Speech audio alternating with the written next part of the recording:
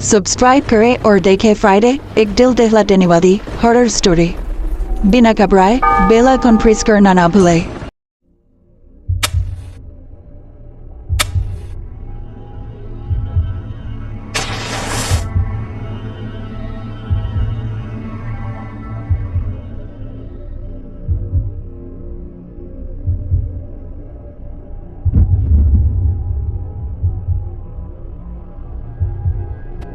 Bloody मेरी, bloody मेरी, bloody मेरी।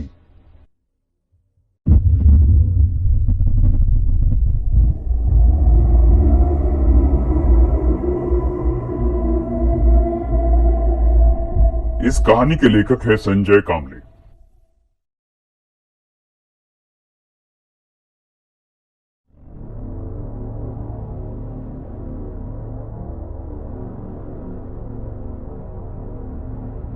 मोमबत्ती की पीली धुंधली रोशनी पूरे कमरे में फैली हुई थी।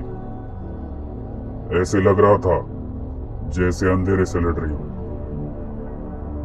मैं अपने बेड पर बैठकर मोबाइल में अपनी कहानी का नोटिफिकेशन चेक कर रहा था।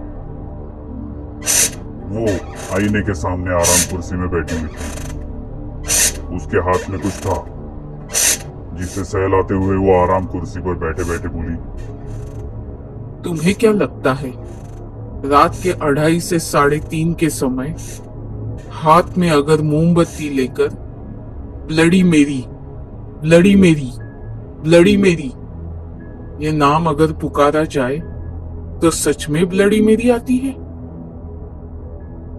जैसे ही मैंने उसकी बातें सुनी तो मोबाइल में उस कहानी के पेजेस स्क्रॉल करते हुए मैंने कहा, पता नहीं, पर रोज व्हाट्सएप पे और फेसबुक पे उसके बारे में बहुत कुछ पढ़ा है और इस लेखक ने भी तो बहुत कुछ ऐसा लिखा हुआ है, इसलिए सोचा क्यों ना इसे आजमाया जाए। बस इसलिए ट्राई करके देखा। मैंने मोबाइल में झांकते हुए ही उसे जवाब दिया तो वो हंस पड़ी और हंसते हंसते उसने कहा, पागल हो तुम बिल्कुल। ऐसा कुछ किया मत करो, लोग पागल समझेंगे तुम्हें। हाँ, शायद तुम ठीक ही कह रही हो। ऐसा कहकर मैंने अपना मोबाइल बाजू में रख दिया। चलो अब सो जाओ, मुझे भी बहुत देर हो रही है। शायद मुझे अब चलना चाहिए। ये कहते हुए वो चेयर से उठकर मेरे बेड के पास आकर खड़ी हो गई। जैसे ही मैंने उसकी तरफ देखा तो मेरा कलेजा कांपने लगा। मेरी आंखें मानो फटी की फटी रह गई। गरजती बिजलियों की रोशनी में उसकी सड़ी हुई घिनौनी शक्ल देखकर मेरे रोंगटे खड़े हो गए। मैं डर के मारे चिल्लाने वाला था। उठने में बहुत जोर से आवाज हुई और मैं नींद से जग गया। कलेजा जोर जोर से धड़क रहा था। पूरा शरीर डर के मारे पसीना पसीना हो चुका था। बाप रे, कितना भयानक सपना था। डर पूरे शरीर में जहर की तरह फैला। धड़कते हुए कलेजे के साथ मैं लाचार होकर बेड पर बैठा हुआ था। चारों ओर देखा तो लाइट्स बंद थी। दरअसल सोने से पहले मैंने ही बंद कर दी थी, पर मोमबत्ती की पीली धुंधली रोशनी चारों ओर फैली हुई थी। खिड़की के पर्दे और मोमबत्ती के जोत एक साथ झूल रहे थे। मोमबत्ती पूरी तरह से अब खत्म हो गई थी। उसकी अब सिर्फ बात ही बची हुई थी।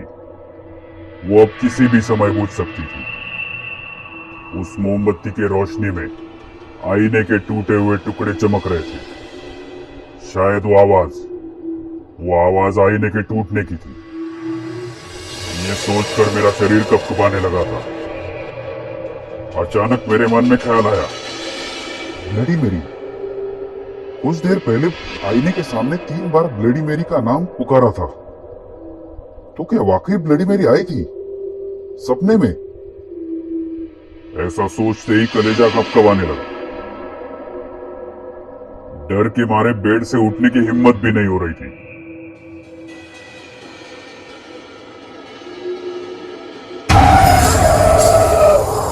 क्योंकि अगर किसी ने बेड के नीचे से मेरे पैर पकड़ लिए और अंदर खींच लिया तो पर उठना तो पड़ेगा ही, क्योंकि मोमबत्ती कभी भी बुझ सकती है। और अगर ऐसा हुआ तो पूरे कमरे में खौफनाक अंधेरा छा जाएगा। और फिर ये सोच के ही मेरा माथा पसीना पसीना हो गया था।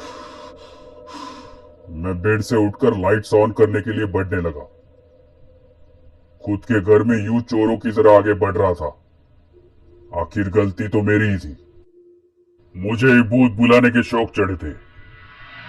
सामने के दीवार पर घड़ी में अब 3:20 AM हो चुके थे।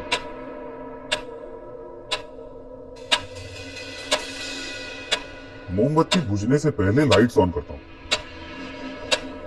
क्या लाइट चली गई? ओ, मोबाइल भी बंद हो गया।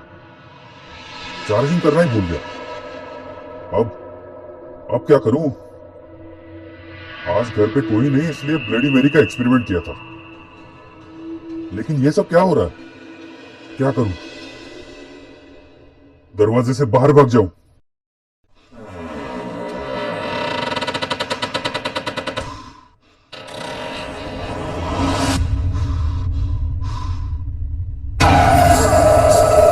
नहीं, अगर वो दरवाजे के बाहर हुई तो? ओ माय गॉड, नहीं। आखिरकार मोमबत्ती बुझ गई। चारों ओर अंधेरे ने कब्जा कर लिया। चारों ओर सिर्फ और सिर्फ काला गहरा अंधेरा था। सिर्फ घड़ी के सेकंड की आवाज चारों ओर घूम रही थी।